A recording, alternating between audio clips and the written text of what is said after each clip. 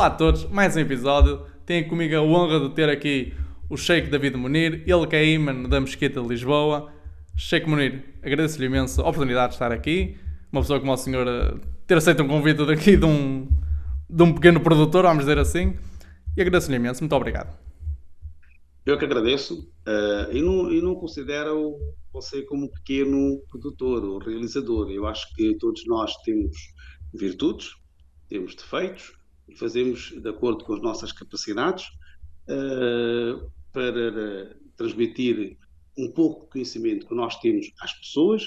Nem todos irão concordar e nem todos concordam com aquilo que nós dizemos e que fazemos, mas o objetivo é criar laços, criar amizade, criar uma boa conversa e, no fim de tudo, aprender e ensinar. Exatamente, e é para termos uma boa conversa e para aprender consigo. Estamos aqui. Eu gostaria de começar aqui pelo, vamos dizer, o que está mais fresco de agora. Porquê? Porque você disse então que está aqui a fazer depois da sua última oração. E eu até gostava de começar por isso. As orações são uma coisa muito representativa até no islamismo. Nem que seja na questão da quantidade, que é mais do que no cristianismo. As suas, vamos dizer, os seus métodos, que é sempre virado para Meca. Eu não sei se estou aqui a falhar mais algum. Não sei. Estas são as que eu sei. Primeiro também tenho esta dúvida. É um praticante do islamismo. É o Islão, certo? Quando um O Islão vai. praticante do Islão é muçulmano. É muçulmano. Ah, ok. Sim. Quando um Muçulmano é muçulmano. aquele que professa o Islão. Ah, Um cristão é aquele que professa o cristianismo. ok. Ok, Uh, quando. Diga. sim. Quando um, Continua. quando um muçulmano, então, está na sua oração, é só esta questão de estar virado para a Meca que ele tem que preocupar? Ou existe mais Não. alguma? Vamos falar o que é a oração. A oração é um dos pilares do Islão. O Islão tem 5 pilares. O primeiro pilar é a crença na unicidade de Deus, único, uno, não há ninguém como ele, não há ninguém semelhante a ele e não há ninguém com ele. E que o profeta Muhammad, que é conhecido por Maomé, é o seu último mensageiro. Esta frase, acreditar na unicidade de Deus e o profeta Muhammad é o seu último mensageiro, é considerado como o primeiro pilar do Islão. Todo o Islão baseia-se nesse pilar. O segundo pilar, diariamente, nós temos 5 orações. Cada oração tem a sua hora. E o horário das orações tem a ver com o nascer e o pôr do sol. Isto muito básico. Ok? No entanto, se eu sei a que horas é que nasce o sol, portanto, a primeira oração é antes de nascer do sol. Meia hora antes, podemos dizer assim. E como o horário tem a ver com o nascer e o pôr do sol, eu tenho que saber quando é que é o zénite, quando é que o sol está ao meio.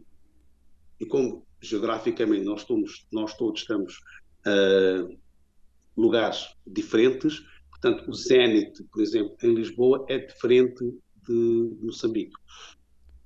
A segunda oração é depois do sol passar o zénite, o meio. Não é meio-dia, atenção, é quando o sol está mesmo ao meio. Ok. A terceira, antes do pôr do sol. A quarta, o pôr do sol. E a última foi agora à noite. Como nós estamos no verão, vamos falar de Portugal continental, então o pôr do sol é mais tarde. Isto quer dizer que a última oração nós estamos a fazer neste momento às 10, às 22h20. A oração, vamos agora falar, a oração é um diálogo com o Criador. A oração, na oração recitamos versículos do Alcorão. Cada oração, como eu disse, tem a sua hora. Preferencialmente, as orações são feitas nas mesquitas. É o ideal. Mas se eu não puder fazer a oração na mesquita, posso fazer onde eu estiver, em casa, no local de trabalho, dentro das seguintes condições: corpo limpo, roupa limpa, lugar limpo, saber qual é a orientação de Meca. Bem? Portanto, essas são Ok. as condições pré-oração. E fazer a ablução. A ablução é lavar as mãos, os braços, a face e os pés. Eu fazendo isto, corpo limpo, roupa limpa, todos nós nos preocupamos quando saímos de casa, por exemplo. Se eu estender um tapete limpo, é o suficiente para eu fazer a minha oração. Como é que eu sei qual é a direção de Meca? Nos dias de hoje é muito mais fácil. Há várias aplicações, basta só fazer download de uma delas, e Em poucos segundos, em qualquer parte onde nós estejamos, conseguimos saber qual é exatamente a direção de Meca. Portanto, estando dentro destas condições, estou a fazer a minha oração. Como eu disse, que a oração é um diálogo com o Criador. E diariamente nós temos 5 orações. Eu costumo dizer que a oração é como se fosse uma vitamina espiritual. Porque na oração, quando eu estou a fazer a minha oração, não posso falar com mais ninguém. Se eu falar com alguém durante a oração, quebrei a minha oração, tenho que voltar a fazer. Portanto, é a forma direta para falar com o Criador. No Islão não se confessa nas mesquitas, não se confessa a ninguém. Confessa-se diretamente a Deus. E é claro que nota-se que há mais praticantes das orações no Islão do que qualquer outra crença. O terceiro pilar é a caridade, ajudar as pessoas que precisam e que necessitam. O Islão fixou uma porcentagem anual de 2,5%. Depois temos o jejum, no mês de Ramadão, aqueles que são muçulmanos, adultos, saudáveis. E o último pilar é a peregrinação a Meca uma vez na vida. Ir a Meca, a quem é obrigatório, muçulmano, adulto, saudável, é aquele que tem meios e possibilidades financeiras. Se eu não tenho possibilidades financeiras, não é obrigatório. Portanto, todo o Islão resume-se nestes 5 pilares. O pilar diário, as orações. Porque a caridade, aquele cálculo que nós fazemos uma vez por ano, o jejum é uma vez por ano, ir a Meca é uma vez na vida. Portanto, dos 5 pilares que nós temos, o primeiro é a crença, é pessoal, né? Portanto, está cá dentro, está dentro de cada um de nós. Portanto, o pilar diário são as 5 orações. A oração, como é que é feita? A oração é ficar de pé, recitamos versículos do Alcorão, inclinamos, prostramos e sentamos. Em cada gesto, em cada posição, podemos dizer assim, há frases que são recitadas, mas quando estamos de pé, na posição de pé, é obrigatório recitar, no mínimo, versículos do Alcorão. Portanto, há um capítulo que é considerado como o capítulo de abertura, né? E depois acrescentamos no mínimo mais 3 versículos. E diga-me uma coisa, se faz favor. E como é que se escolhe esses versículos para ser recitados? O que é na sua mente. Isto é assim, quanto mais versículos do Alcorão decorarmos, mais capacidade temos. Portanto, será muito mais amplo para a pessoa que está a lidar a oração para recitar aquilo que ele memorizou. Quando a oração é feita em congregação, à frente está a pessoa que lidera a oração, que em árabe é o imam, em português é o imã, né, da mesquita. Portanto, é a pessoa que lidera a oração. Atrás está a congregação. Das 5 orações que nós temos, 3 orações são audíveis, isto é, o imã, que está à frente, lê em voz alta.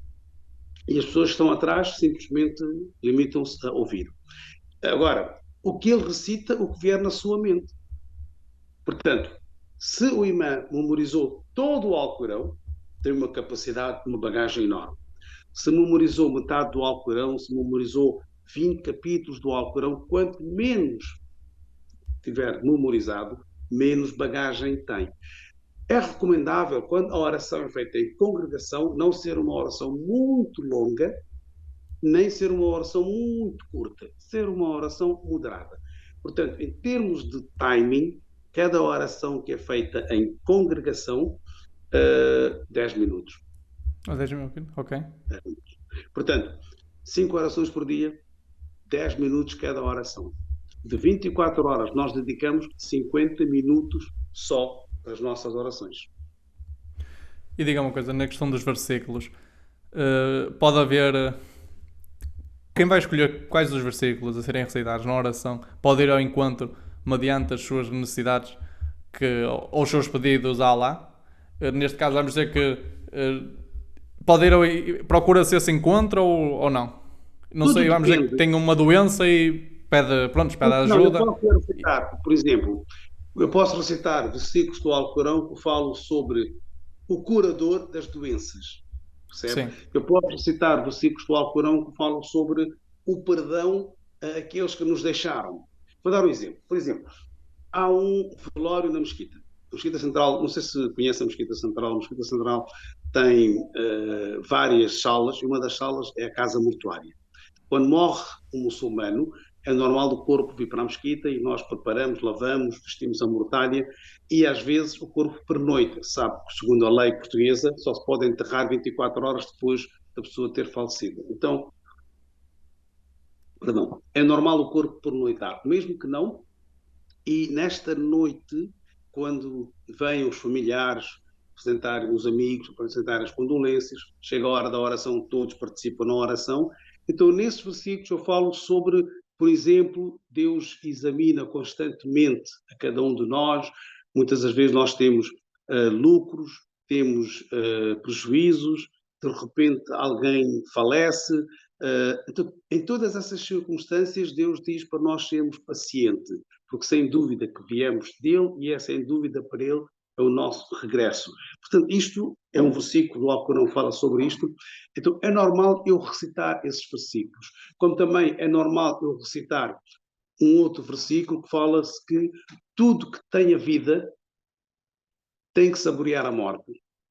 Portanto, no mês de Ramadão, eu recito versículos do Alcorão que falam sobre o Ramadão, falam sobre o jejum, quem jejua, quem não jejua. Portanto, tudo depende do que vem na mente, na altura, neste caso, na minha mente, quando estou a fazer a oração, quando estou a lidar a oração. Você agora diz uma coisa que eu acho, vou usar a expressão engraçada para destacar. E eu vejo que é algo presente comum no islamismo, que é uma pessoa só pode fazer se tiver condições. Uma pessoa só deve ir à Meca se tiver condições. O jejum é só para quem for saudável, certo? Claro, claro. Adulto, saudável. Tudo Adulto, criança, criança não. Quando não é consideramos obrigatório. criança até aos 8 Aliás, anos. Max, no Islão, os mandamentos só são obrigatórios àqueles que são adultos. E Criança é adultos. inocente. E que idade é que é o adulto? O idade. Quando atinge a O puberdade, pela lei. Ah, ok. quando atinge a puberdade, portanto já é considerado adulto. Até aquela idade, a idade da inocência. Ok. Portanto, todos os mandamentos, todos. Ok. E é claro, mesmo assim, antes de chegar àquela idade, as crianças começam a vir à mesquita, praticam as orações com os pais, neste caso, de vez em quando jejuam. Eu, por exemplo, comecei a jejuar quando tinha 7 anos, 30 jejum. Na altura estava ainda em Moçambique, Ok. certo? E como eu, há muitas crianças que o fazem e que o fizeram. Ok. Mas eu fico sempre com aquela pergunta um bocado atrás da orelha de. Vamos dar aqui o exemplo da Meca. Só deve ir a Meca quem tenha condições para isso. Mas se uma pessoa hoje não tem condições, pode vir a ter, mas devido aos seus comportamentos, porque caiu na preguiça, porque caiu. Pronto, deixou-se levar, não teve essas condições. Você está a perceber onde eu quero chegar com a pergunta? Isto é quase um bocado como a Bíblia. A Bíblia condena a preguiça. Eu não estou. Eu aqui tento, se calhar, uma comparação, ou a minha pergunta vai buscar um bocado disso, de se uma pessoa que se leva pela preguiça, depois não consegue atingir, se calhar, esse tal equilíbrio financeiro capaz de levar a Meca, se há alguma represália quanto a isso, ou é só se analisa o momento da pessoa e não, se calhar, todo o seu historial e as suas decisões que o levaram até este ponto. Cada muçulmano tem a consciência e tem a noção que eu uma vez na vida tenho que ir a Meca cumprir com este pilar. Ok. Eu não posso pedir um empréstimo bancário, não posso pedir um empréstimo a um amigo, não posso envolver-me nas dívidas para ir cumprir com este pilar. É claro que nós recomendamos, por isso é que existem palestras, por isso é que existem sermões, né? Para nós relembrar as pessoas que não o fizeram, quanto mais cedo o fizerem, é melhor. Agora, é claro que no Islão nós não julgamos a ninguém. Deus é que irá julgar. A nossa missão é transmitir a palavra. É claro que aquele muçulmano que tem possibilidades e que acha que ainda é muito novo para o ano eu irei, a tal preguiça, né? Ou a tal, Uhum. há sempre coisas para fazer, então é normal que este muçulmano vai atrasando, podemos dizer assim, vai fazer com que os anos vão passando e depois pode chegar novamente uma situação em que não tenha condições financeiras. Portanto, o que se vê é o momento. Ok. Okay? Portanto, é claro que ele tinha possibilidades, não o fez, mas tudo bem, mas teve sempre a intenção de o fazer. Bem? Aqui também a intenção colabora imenso, percebe? Como teve sempre esta intenção de o fazer e agora está numa situação em que não é possível fazer por razões financeiras ou por razões de saúde, né? Imaginemos que uma pessoa está acamada ou ficou Claro. doente, porque a peregrinação a Meca é só no 12º mês, portanto nós estamos no 10º mês do calendário islâmico, portanto falta, desculpe, estamos no 11º mês, começamos o 11º mês, portanto falta 1 mês e 10 dias para a pessoa preparar-se caso queira ir a Meca. Essas mudanças todas que têm vindo no governo saudita, por exemplo, os europeus, os americanos, têm que pedir online. Antes era através de uma agência de viagem, hoje já não, mas os de África, por exemplo, ainda terão que consultar a agência de viagem para tratar esta viagem, de ir a Meca. Mas se for, por exemplo, europeu, né, ou americano, ou tem que ser através de online. Tem os seus benefícios, tem algo que não é assim 100%, mas a ideia é, quanto mais cedo a pessoa for, melhor ainda. Agora, a primeira vez que a pessoa vai, é obrigatório. Há casos em que, por exemplo, a pessoa hoje tem possibilidades, o pai desta pessoa não fez, não cumpriu com a peregrinação porque não tinha possibilidades. Os filhos, depois de fazerem a sua peregrinação, no ano seguinte ou 2 anos depois, podem ir fazer em nome de um familiar seu que faleceu e que não o fez, ou que não tenha feito. Está bem? Portanto, aquilo que nós chamamos a peregrinação que é feita em nome do outrem, em nome de uma outra pessoa. Ou, por exemplo, imaginemos um muçulmano que tem possibilidades financeiras, mas só que está acamado. Ele nomeia alguém que já tenha feito a sua peregrinação para ir fazer em nome desta pessoa que está acamada e ele paga as despesas todas. Ok. Diga uma coisa, você falou, estava aqui a dar exemplos do um muçulmano que esteja sempre a adiar, porque pode-se achar muito novo, e isso ficou-me aqui no ouvido. Você, porque você também ao meio disse que quanto mais cedo melhor, mas recomenda com uma certa idade, vamos dizer assim, não sei se um miúdo, 17 anos, já atingiu aí a puberdade. Não, um miúdo de 17 anos tem possibilidades de fazer a peregrinação, ainda nem sequer está a trabalhar. As pessoas hoje em dia não sei, pode ter criado. Ele está a Olha, se trabalhar. calhar há muitos exemplos. Pela internet foi fazendo algumas coisas que lhe deu essa liberdade. Tudo bem, se ele tem possibilidades Mas, de o fazer, pode fazer. mas a minha pergunta cai-se no sentido da maturação, porque uma pessoa com 17 anos não vê a mesma maneira de uma pessoa que tem 27.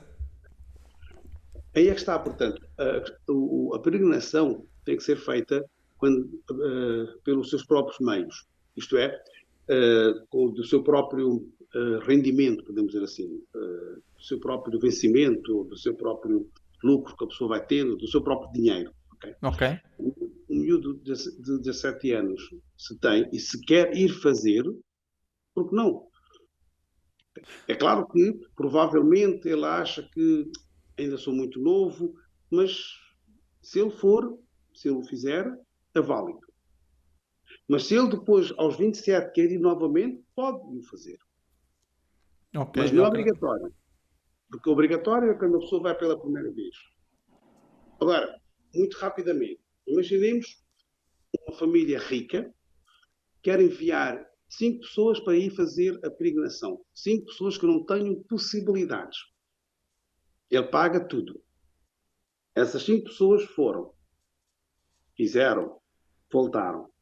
Uma delas, 3, 4 anos depois, teve lucros, podemos dizer assim, foi abençoado no seu trabalho, já tem possibilidades financeiras de ir fazer a sua própria peregrinação. Ele tem que ir.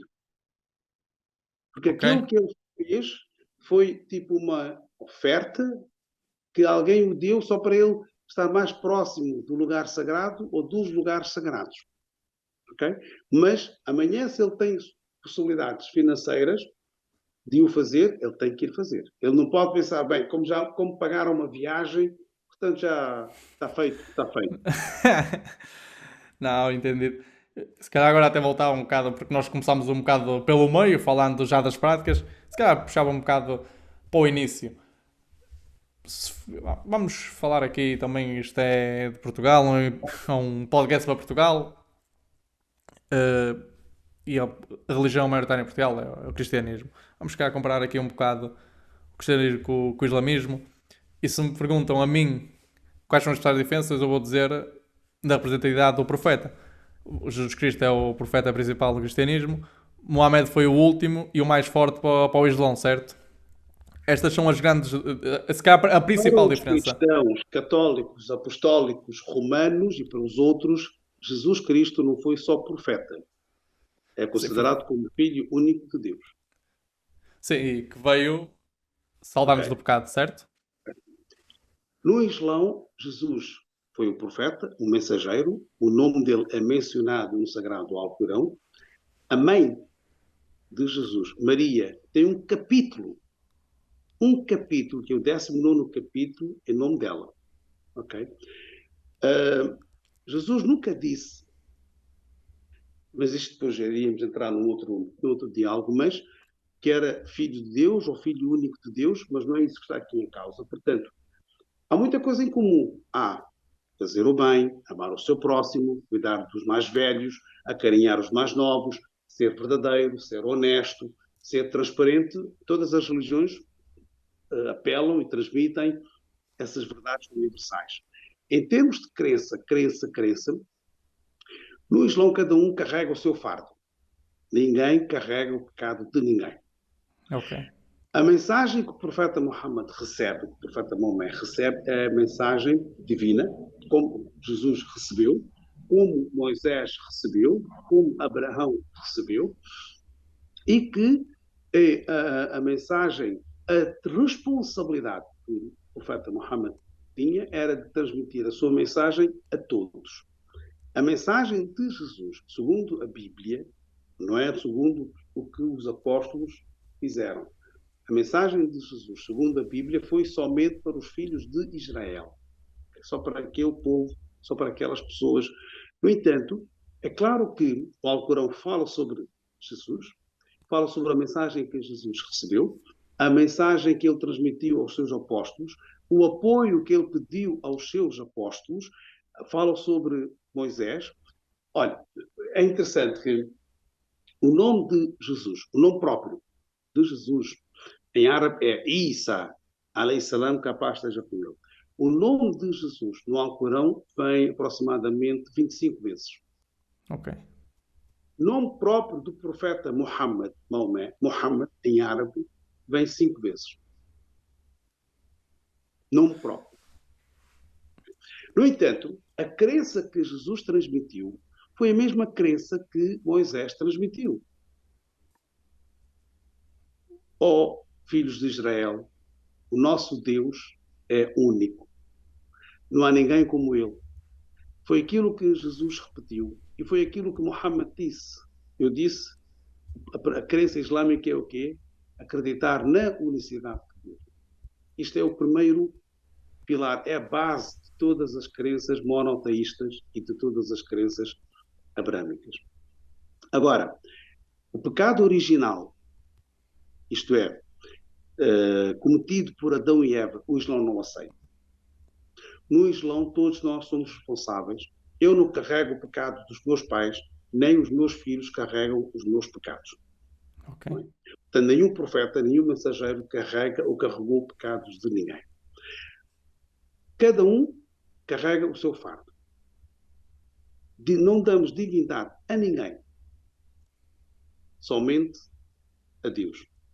Nem o profeta Muhammad é considerado como filho de Deus ou como Deus. Não. Profeta e mensageiro. Como outros vieram e que receberam a mensagem de Deus. Agora, quando nós falamos em termos voltando agora um bocado na figura central que é Jesus, o cristianismo, os cristãos acreditam que ele foi à cruz, morreu ou foi crucificado e ao terceiro dia foi ressuscitado. O Islão não aceita. O Islão diz que ele não morreu, não foi à cruz. Se não morreu, se não foi crucificado, não se coloca a questão de ser ressuscitado. Deus salvou Jesus vivo. Milagre.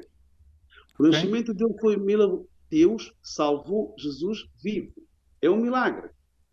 O nascimento de Jesus foi milagroso. O Alcorão fala sobre isso, percebe?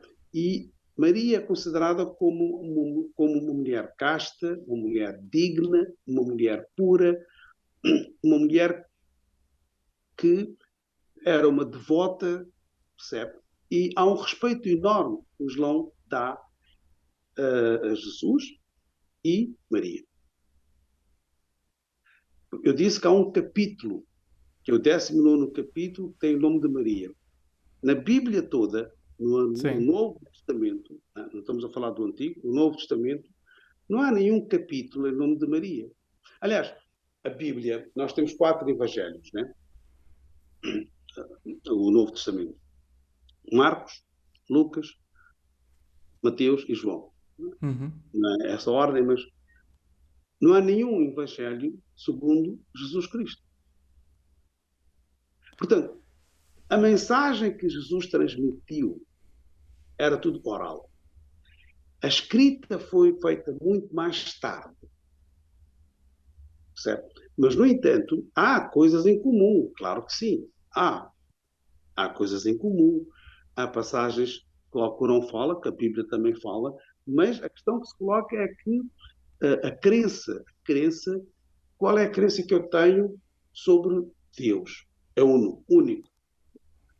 Um cristão católico, apostólico, é capaz de dizer que ele acredita na Santíssima Trindade, que é Deus Pai, Deus Filho e Deus Espírito Santo. Esta Ok. crença Santíssima Trindade, o Islão e os judeus, portanto, os que vieram antes dos cristãos, né, não aceitam. Aliás, desculpe, Jesus foi judeu, né? Portanto, por Sim. isso é que algumas pessoas duvidavam e que queriam punir porque ele disse as verdades. A missão de Jesus era dizer a verdade, ele sofreu as consequências, né, como outros mensageiros o sofreram, portanto, mas sempre transmitiu a verdade. O Islão não distingue, o Islão não diz que aquele é melhor que o outro. O Islão simplesmente disse que cada mensageiro teve responsabilidade e cumpriu com a sua responsabilidade. Portanto, Diga-me sim, sim. diga uma Imaginem, coisa. diga. Eh, então, pelo que eu entendi, Jesus veio e passou a mensagem para Israel. E Mohammed veio e espalhou-a então para o resto do mundo, certo? A minha pergunta fica: então porquê é que hoje existe muito mais cristãos e vê-se que somente o islamismo não saiu de uma zona, principalmente ali no Médio Oriente e alguns países em África? Meu caro, a religião que está a crescer mais é o Islão. Sim. Há mais muçulmanos que católicos, Ok. ok? Há mais cristãos que muçulmanos. Uma diferença mínima, mas não é a quantidade ou a qualidade é que conta. No cristianismo nós temos os católicos, temos os protestantes, depois temos as testemunhas de Jeová, temos os adventistas, portanto temos várias, percebe? Se Certo. juntarmos estes todos é que falamos dos cristãos. Mas a questão que se coloca é que Muhammad nasceu no ano 570 depois de Cristo, com o avanço de meio século. Ok. Já estava muito disseminada então a mensagem de Cristo. Quando a sede do cristianismo, nós estamos a falar sobre o cristianismo, não é esta conversa, mas está a ser interessante, quando a sede do cristianismo passa a ser Vaticano, quando os papas começam a residir, podemos dizer assim, no Vaticano, fora do Médio Oriente, onde é que o cristianismo nasceu? No Médio Israel? Oriente, Palestina. Onde é que o judaísmo Ok. Palestina, Médio Certo, Oriente, certo. né? Portanto, então, acontece que o centro dos cristãos, mais concretamente dos católicos, o centro passou a ser o Vaticano. Ok. E Roma havia festas pagãs, os romanos eram pagãos, então os cristãos adaptaram algumas festas pagãs para satisfazer os romanos. E nós sabemos, por exemplo, o mesmo nascimento de Jesus Cristo, que comemora-se no dia 25 de dezembro, não foi quando ele nasceu. Pois nós sabemos, segundo os estudiosos cristãos, dizem que os romanos pagãos comemoravam no dia 25 de dezembro o nascimento de Deus Sol. Então os cristãos adaptaram, porque é como se fosse nasceu filho de Deus. Ok? Porque a data é aquilo. Agora, a questão que se coloca é que, quando nós falamos em termos de crença, é uma coisa. Em Certo. termos de valores, é outra. Por exemplo, Jesus disse: se alguém te bater, se alguém dar-te uma chapada do lado direito, oferece à esquerda, né? Certo. O que é que o Antigo Testamento diz? Olho por olho, Dente por dedo, dente. não é? Então, completamente oposto. Nós nem sequer estamos a falar da parte islâmica. O Antigo Testamento diz: olha, se alguém te furou o teu olho, fura o mesmo. Se alguém te bateu o teu dente, tens esse direito, podemos dizer assim, de fazeres o mesmo, né? O que é que o Islão diz? O Islão dá duas opções. Se tu quiseres, podes fazer o mesmo aquilo que ele te fez, mas se perdoares é melhor. Ok. Ok? Portanto, isto quer dizer o quê? Isto quer dizer que o agressor, para não cometer mais agressões, portanto, este perdoa, mas o próximo pode não me perdoar. Ok? Portanto, mas se a pessoa quiser, está dentro do seu direito. Imaginemos alguém cometeu um acto de agressividade. A quem ele cometeu, o juiz pergunta-lhe. Ele assume. Há provas disso. Portanto, Certo. tem essas duas opções. Ou você faz exatamente aquilo que ele fez, exatamente o mesmo. Não mais, porque depois assim seria exagerado, mas se perdoares é melhor. Portanto, a questão que se coloca é que, em termos de valores, nós falamos sobre os valores, que é o muito mais importante do que a crença. Né? Olha, os monoteístas acreditam que Deus é único. Há politeístas que acreditam que tudo é Deus, animais Certo. também são deuses, macacos também é Deus, vaca Entramos também é Deus. num panteísmo aqui, existe. Okay? No entanto, depois há uns que dizem que Sol é Deus, Lua é Deus, há uns que dizem que há pessoas que acreditam que Deus não existe, eles Exatamente. acreditam que Deus não existe. Portanto, a humanidade tem essa diversidade. Okay? Há pessoas que não acreditavam na existência de Deus, começaram a acreditar. E há pessoas que acreditavam, deixaram de acreditar. Cada um tem a sua liberdade de escolher. Okay? Uhum. Escolha. Você tem esta liberdade. O ser humano tem esta liberdade. Nós somos livres de escolhermos. Só que nesta liberdade eu tenho que respeitar o outro. Eu não posso impor aquilo que eu acredito ao outro. O outro também não pode impor naquilo que ele acredita a mim, ou seja, quem for.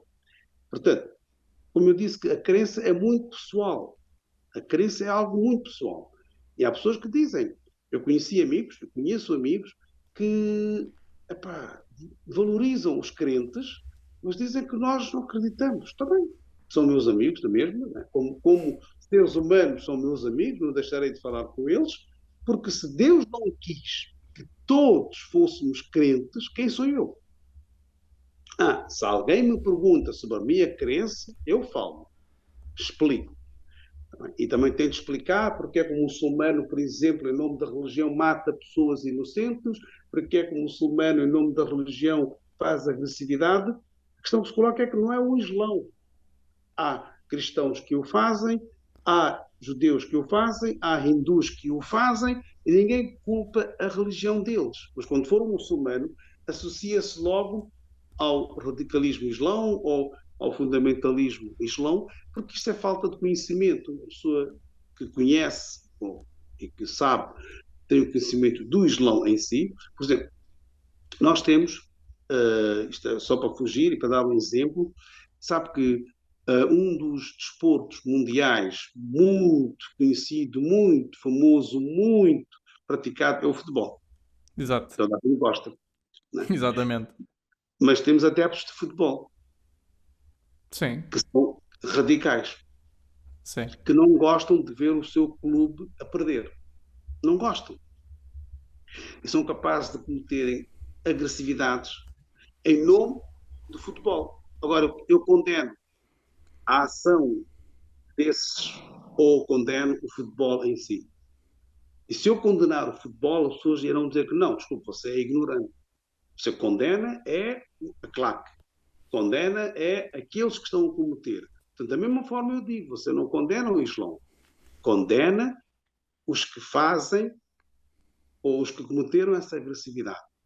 Tá bem? Porque essas pessoas de futebol que fazem, fizeram por causa do futebol. Né? Portanto, se não houvesse futebol, eles não seriam agressivos ou não teriam esta atitude, caso a equipa deles Claro, perdesse. Portanto, claro, nós temos.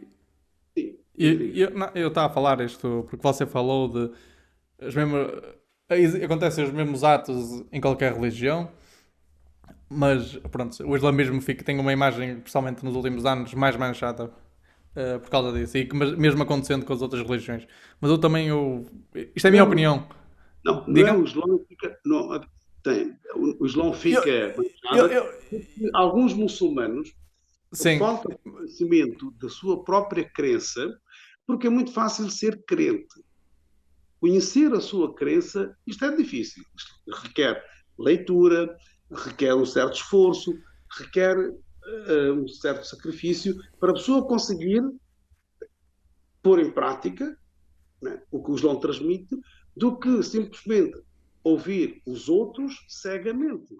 Porque há muçulmanos, infelizmente, são levados, fazem-se lavagem cerebral, né? E quando é que é feita a lavagem cerebral? Quando não tem conhecimento, quando certo. não conhece o suficiente, quando.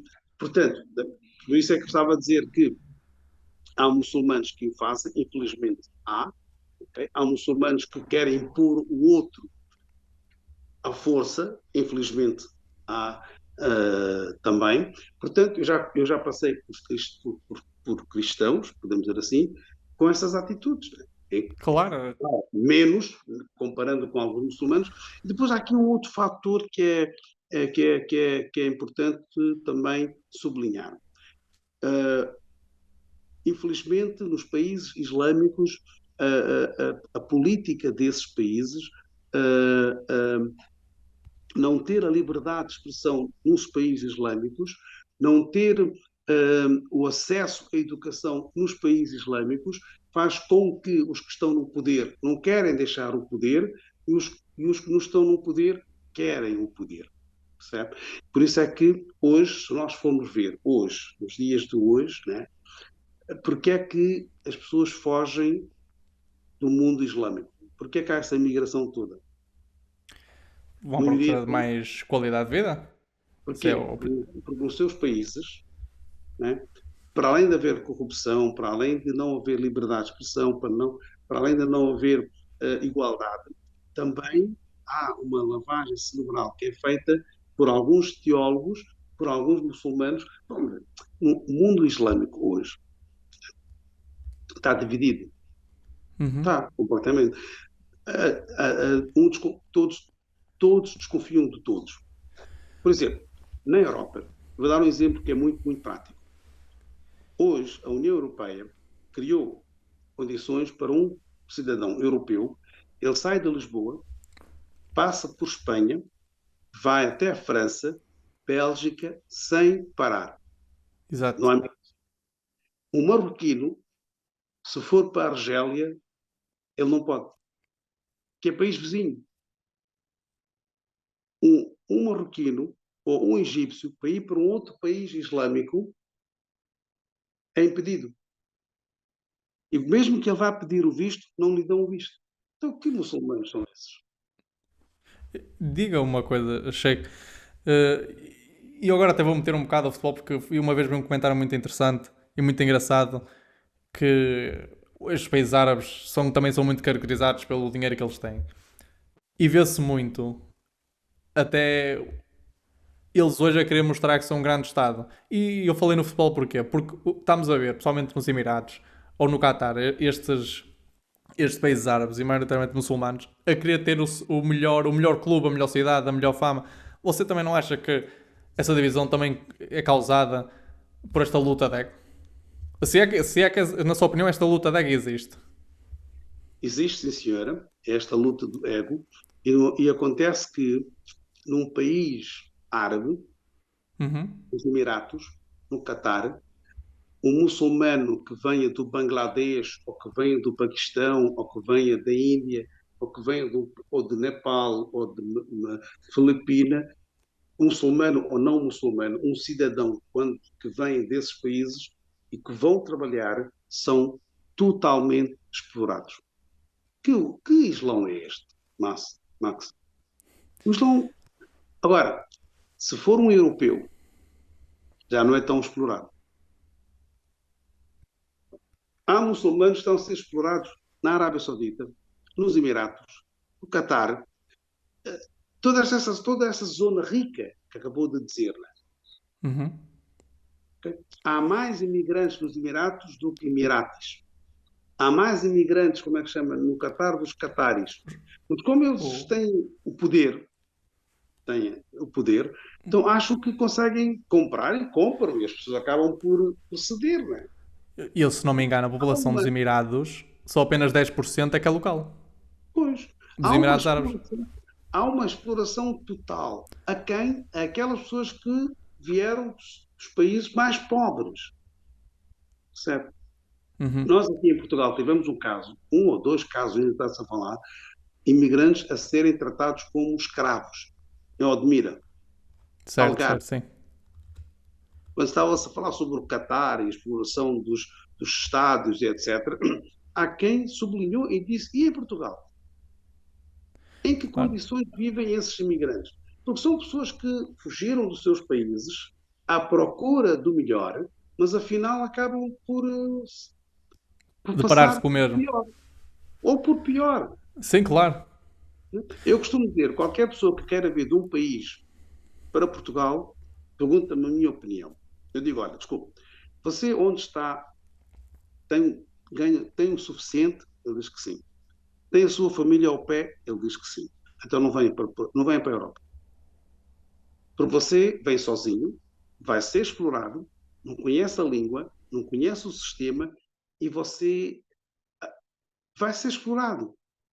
Portanto, viva onde você está. Se você tem o suficiente, tem o seu trabalho, tem a sua família ao pé de si, você aqui vai ficar sozinho, vai ficar no quarto, vai partilhar o quarto com pessoas estranhas e até você não estar legal, a legalização também vai levar um tempão, uma eternidade, a não ser que você consiga subornar, e você vai passar noites em branco.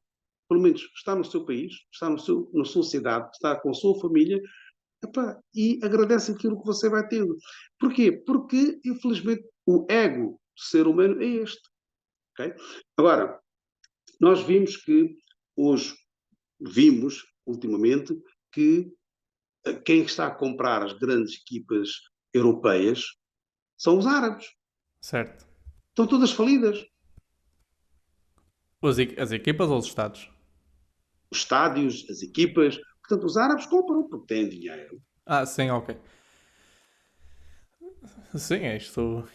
E agora também estendo a pergunta: o que é que você acha desta de metamorfose? Porque eu também vejo, acho que os países árabes também estão-se a querer a dar a conhecer ao mundo e se calhar abrir-se mais para ganhar melhor fama. Na altura do Qatar foi usado um termo que era o sports watching, que era a lavagem cerebral, só que através do desporto. Estando lá no Mundial, mostramos que temos o Qatar, mostrando que tem uma boa imagem, meio que apaga todos os problemas que teve. Mas a minha pergunta estante, nesta metamorfose que eu falei foi por causa. Vamos dar o exemplo do Cristiano Ronaldo, que está a jogar agora na Arábia Saudita e começa a ver do Cristiano Ronaldo não é casado. Mas o Cristiano Ronaldo, o Estado permitiu ao Cristiano Ronaldo que partilhasse casa com a Georgina, que é a namorada dele. O que é que você acha nestes casos? Isto é assim, se a lei fosse igual para todos, tudo bem. Não muçulmano, vive num país árabe, vive com a Uhum. namorada ou vive com a mulher, mas que fosse para todos, ok? Mas não. Eles só abriram uma exceção ao Cristiano Ronaldo, porque eu lembro que o antigo treinador do Benfica, eh, antes de Jorge Jesus, se eu não me engano, não estou, o nome não vem à mente, ele vivia com a sua esposa, não era casado, mas era esposa, tinha filhos. Quando ele foi treinar uma equipa na Arábia Saudita, ele foi obrigado a casar. Ok. Foi obrigado? Foi. Isto digo porque eu conheço a pessoa que me Ah, contou e sim. conheço o treinador. Eu não me lembro o nome dele, mas era um. Eu, Aliás, o Benfica ganhou até o eu, título eu até lhe com esse ajudava, só que treinador. antes do JJ eu não via futebol. Ainda era muito novo para ver. Né? Sim, Não sei se mas era o Kike Flores. não, não, português. Então não, Quem veio a não seguir a faço. JJ? Não sei se foi. A seguir, a Rui Vitória. Não, Vitória, exatamente. O Rui Vitória. Onde é que ele está agora? Está no Egito. Mas antes estava a treinar na Arábia Saudita. Ah, estava. Tinha que se casar. Ah, não fazia ideia, era um... Eu digo isso pela fonte segura. Sim, Tudo sim, bem, sim, sim. é norma. Agora, abrir uma exceção, pá, abriram uma exceção, amanhã vão abrir outras exceções. Eu acho que como para um muçulmano a norma é diferente, para um não muçulmano a norma é outra. Por exemplo, no mundo islâmico, ou por exemplo, num país islâmico, ok? O consumo de álcool é proibido. Mas se neste país vivem não muçulmanos e vivem, por exemplo, cristãos ou não muçulmanos, em que o álcool para eles é permitido, o Estado deste país, o Estado, o governo, tem que se preocupar em uh, dar condições para que essas pessoas que quiserem podem o consumir. Portanto, é o Estado que trata deste assunto, porque é não muçulmano. Para um muçulmano é proibido, mas para um não muçulmano não é proibido.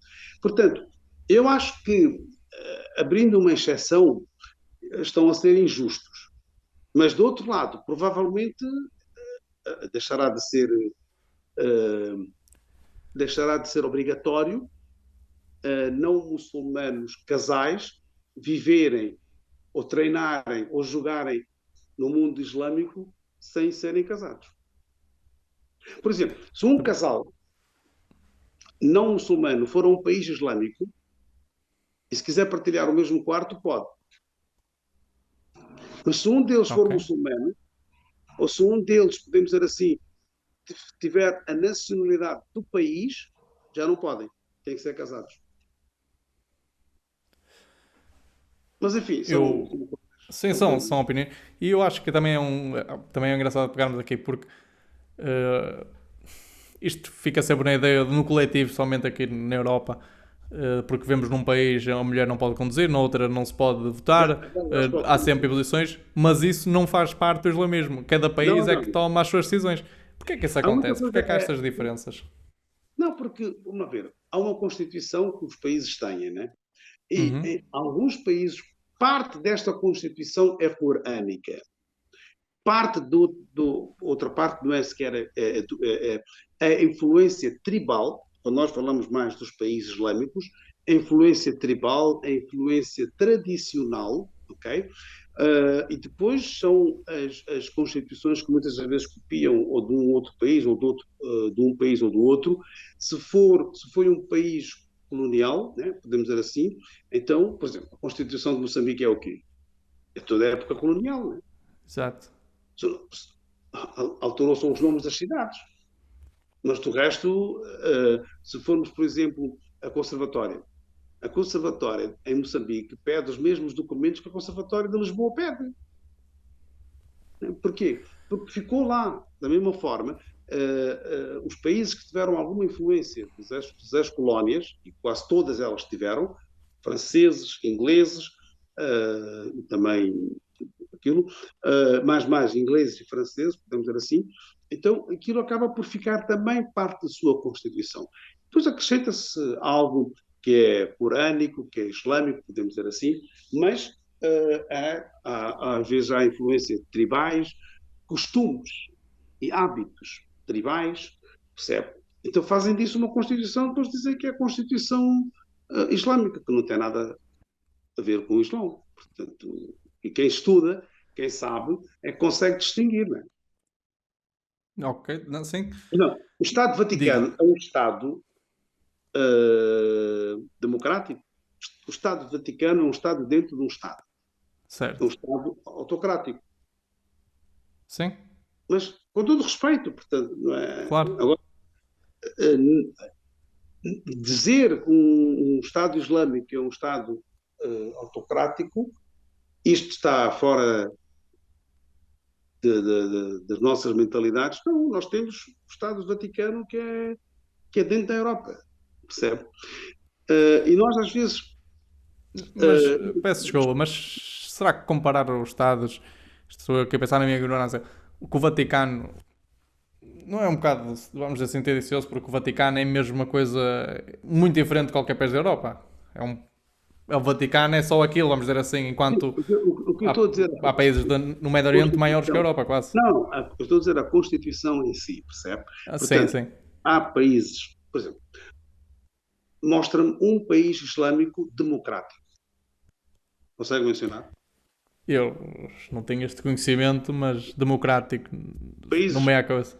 ou democrático não é necessário que tenha que ser democrático como a democracia europeia, não. Um país islâmico em que a pessoa tivesse muçulmano, um país islâmico muçulmano em que o muçulmano tivesse a liberdade de expressão. Não há, não há. Ok. Você não pode levantar a voz.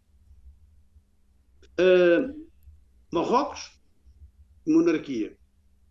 Mais para baixo é ditadura. Mais para o lado é militar. E por aí fora. O único país em que nós possamos de vez ver assim um pouco mais com alguma abertura é Malásia. Malásia. A Sim. própria Indonésia também sofreu uma ditadura durante anos e anos e anos. E agora, o que é que acontece em alguns países islâmicos e América do Sul, a democracia traz muita corrupção. Uhum.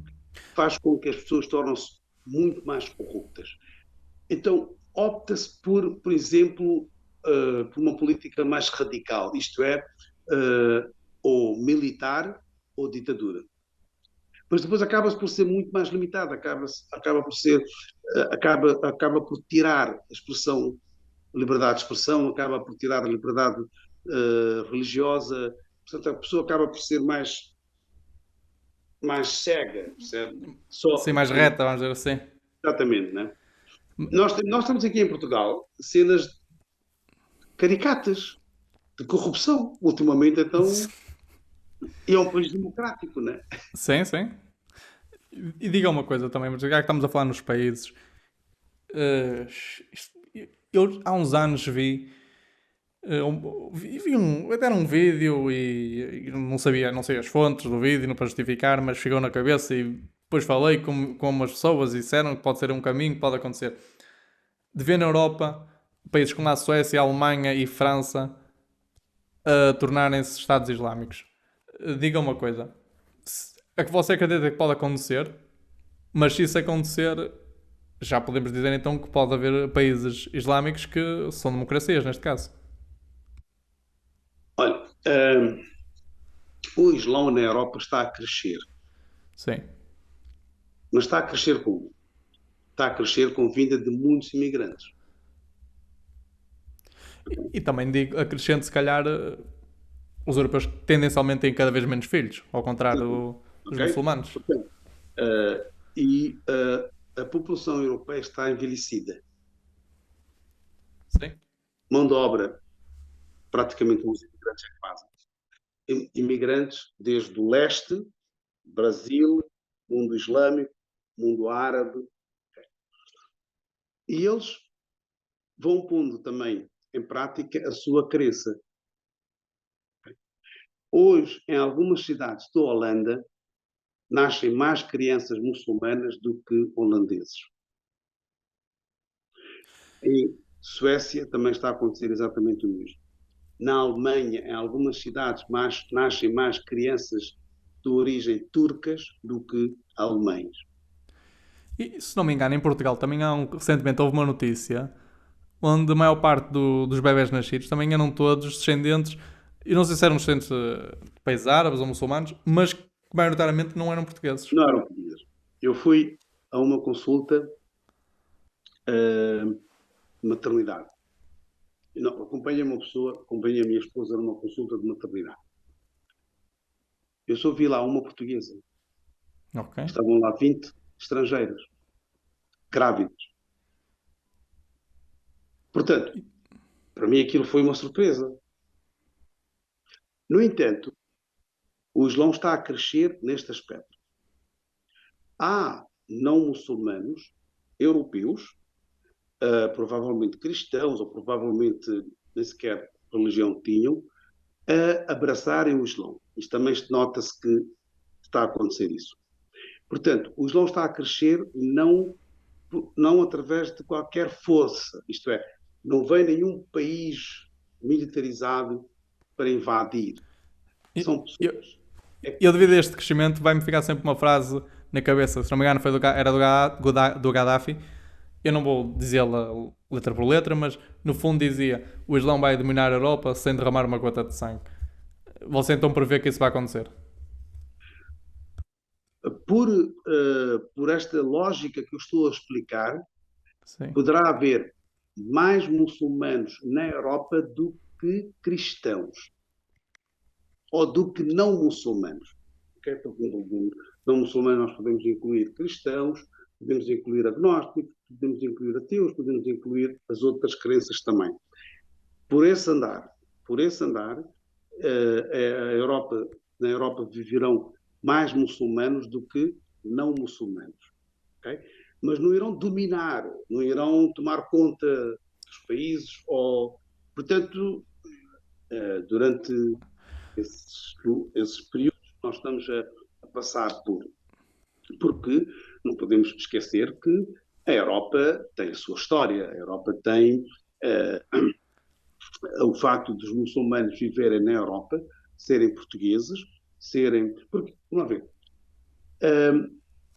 eu como português, quando vivo em Portugal, para mim, o que me prevalece perante a lei civil é a Constituição Portuguesa. Uhum. Okay? A minha prática da minha religião é minha, é pessoal, é para a minha comunidade. Percebe? Eu não posso impor, okay, uma prática. Eu não posso agora dizer, por exemplo, para cada oração vou subir a torre de Belém para fazer o chamamento. Mesmo Sim. que o muçulmano, como presidente, percebe? Não é isso que ele tem que fazer. Nós temos que ver o respeito pelas outras culturas. Portanto, se houver essa possibilidade de subir a Torre de Belém e fazer o chamamento, também tem que tocar o sino durante durante a missa das igrejas. Também tem que tocar durante a oração dos hindus ou durante a oração dos judeus, não é? Portanto, estamos a falar aqui de igualdade da religiosidade. Mas, em termos populacionais, em termos de população, podemos dizer assim, até 2000, não sei, 2050 ou 2080, ou seja o que for, em alguns países da Europa haverá mais muçulmanos do que não muçulmanos.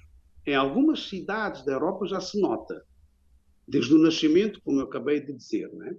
Mas isto a culpa não é a culpa é de quem? É um conjunto de fatores que. Um conjunto de fatores, exatamente. Mas nota-se, há mais muçulmanos a circularem, há mais muçulmanos.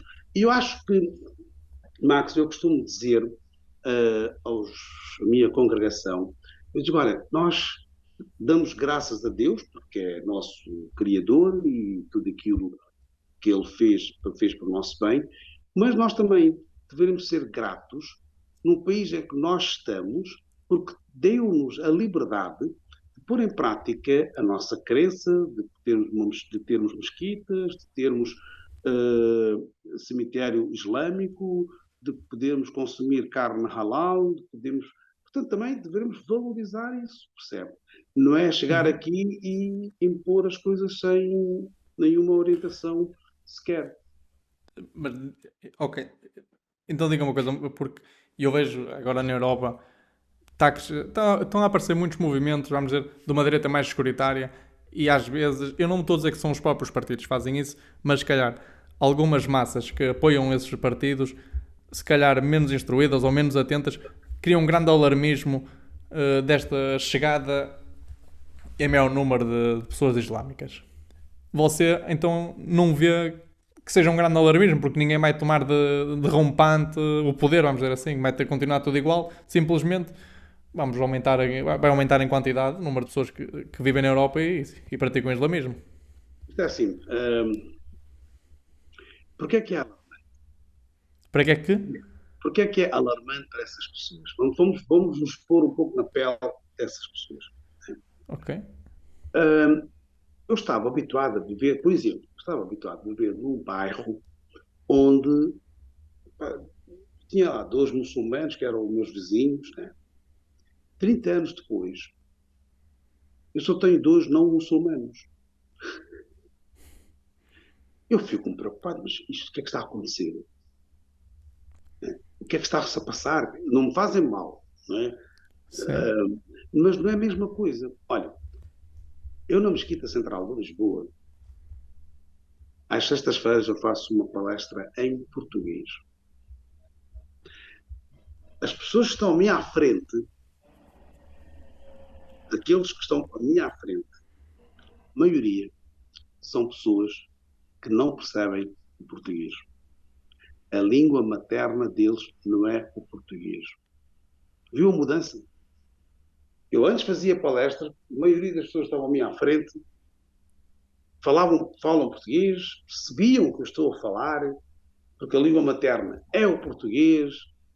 Eu contava assim umas anedotas, o nome dos clubes, eles sorriam, percebe? Contava assim, dizia nomes dos ministros que estava na ribalta, sorriam, acompanhavam, percebe? Sim. E há umas semanas para cá, para não dizer há uns meses para cá, eu olho para aquela gente que está à minha frente, essa gente não percebe o português. Eles não percebem o que eu estou a dizer, vão dizendo sim, sim, sim, mas porque a língua materna deles não é o português. Isto é o que eu noto na mesquita. É alarmante para mim? Não sei, diga-me você. Não, Se há. não, é alarmante porque eu quero que as pessoas aprendam o português. Eu quero que as pessoas falem português. Sim. Até porque, diga uma coisa, na sua É opinião. alarmante, só para finalizar esta parte, Sim, é sim, sim. alarmante porque eles não estão a perceber o que eu estou a falar. Eu estou a falar para os Não estou a se bonecos. enquadrar no país onde estão a morar. Isso é o principal alarmismo. E não sei, quer dizer, eu estou a falar para quem? Okay? Então, é normal que no meu bairro, por exemplo, eu tinha dois ou três muçulmanos há uns anos atrás, né? De vez em quando viam a senhora com hijab, com um vestido diferente, bonito, diferente, ok? Uhum. Agora, eu não vejo um, um outro não muçulmano. Isto está a acontecer em Lisboa. Um ou outro não muçulmano, então era costume aparecer, vamos dizer assim, chamados curiosos para ver o que era a Não, mesquita. estou a dizer que no E. bairro, não, esquece a mesquita. No Ah, é bairro, ok, ok, no bairro. Ok. no bairro onde eu vivia, há 25 anos atrás, eu era único não muçulmano. Desculpe, eu era o Uhum. único muçulmano. Melhor assim, há 25 anos Certo, atrás. certo. Okay? Eu tinha um vizinho que era não muçulmano. E a maioria deles eram não muçulmanos. Eu era o único muçulmano.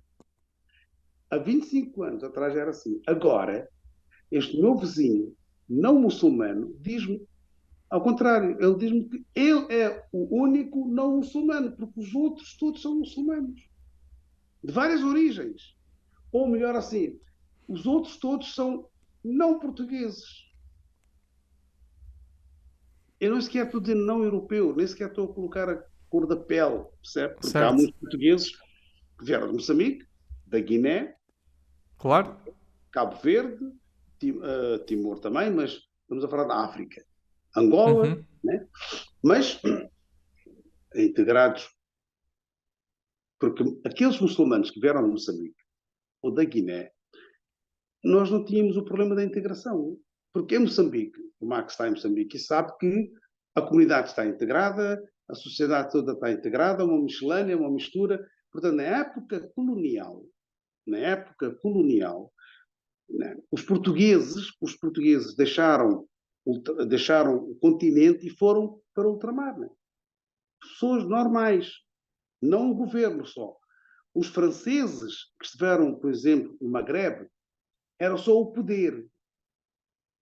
Os franceses não deixaram França para virem viver no Maghreb. Os ingleses não deixaram a Inglaterra para irem viver na Índia, no Paquistão, ou no Bangladesh, ou em África, onde eles estiveram. Era só o poder. Os portugueses não. Os portugueses, muitos deles deixaram. Ainda hoje há portugueses em Moçambique. O senhor é um Exato. dos exemplos. Sim, e nos outros países que têm descendência, que têm a ligação a Portugal. Exatamente. Se não me engano, há 10 anos em Angola havia cerca de 200 mil portugueses. Cerca de 10 anos. Diga, diga. Se não me engano, há cerca de 10 anos atrás, em Angola, havia 200 mil portugueses. Pois, Uma quantidade. portanto, o português integra-se Sim. facilmente. E ok, acho que. Pronto, Sheikh Munir, eu agradeço-lhe imenso você estar aqui. Foi uma bastante conversa, gostei muito. Eu estava um bocado nervoso de estar aqui com uma pessoa da sua envergadura. Só tenho a agradecer. E aproveite agora estes minutos, o tempo que você quiser, é seu, diga o que bem entender. Eu é que agradeço. Eu acho que a conversa é muito interessante, é muito longa. Nós podíamos estar aqui a falar, mas o importante é dar algumas luzes, que uma coisa é ser muçulmano, outra coisa é o Islão. O Uhum. Islão ensina-me a ser honesto. Eu tenho que ser honesto. Se eu não sou honesto, isto não quer dizer que o Islão ensinou-me eu não ser honesto. Certo? Uhum. Eu acho que a melhor coisa que nós temos para dar é a nossa conduta. Ser humano. Certo. O ser humano tem que ser humano, independentemente da crença que a pessoa possa ter. Respeito todas as crenças, respeito as pessoas que não acreditam, né? E esse respeito faz-me com que eu consiga ter um diálogo, uma conversa formal e informal com todos. Eu acho que temos que tentar ser amigo, estável, podemos dizer assim, e não inferiorizar o outro pela sua crença ou pela sua cor, pela sua região, pela sua religião. Eu é que agradeço esse tempo que estive aqui a conversar consigo, está na minha terra natal, né? Apesar de não estar na Beira, mas estar em Maputo, em Bom Semana. Estamos a trocados um bocado. Também não estou no Braga, estou em Lisboa. Eu costumo dizer que eu nasci na melhor cidade do mundo Olha, eu também digo o mesmo. e vivo na melhor freguesia, que é Campolide. Eu vivo na Ah, ok. Mesquita. O edifício da Mesquita está na freguesia de Campolide. Portanto, sei lá, no futuro, se um dia estiver disponível, podemos dar continuidade a essa conversa que nós tivemos hoje. Obrigado. Teria todo o gosto e certamente vai haver sempre tópicos a aparecer. Muito obrigado e até à próxima. Até a próxima. Peço-lhe só 3 minutos, porque queria tirar só uma foto, uma print screen para simular uma foto e agradecer e peço-lhe desculpa o meu nervosismo, por acaso uma pessoa da sua envergadura estava um bocado nervoso, para ser sincero.